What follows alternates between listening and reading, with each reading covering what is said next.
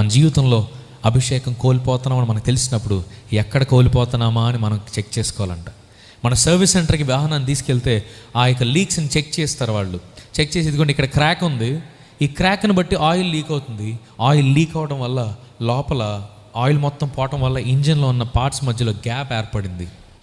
ఇప్పుడు అదే నేను మన భక్తి జీవితానికి చెప్తే, అభిషేకం ఎప్పుడైతే లీక్ అవ్వడం ప్రారంభిస్తుందో మెల్లమెల్లగా దేవుని యొక్క ప్రత్యక్షత మన జీవితంలో కోల్పోవడం ప్రారంభిస్తాం. ఆఖరికి మన జీవితంలో దేవుడు ఉండనే ఉండడు, మనం మాత్రమే మిగులుతాం. దేవుని చేత విసర్జింపబడిన వారం.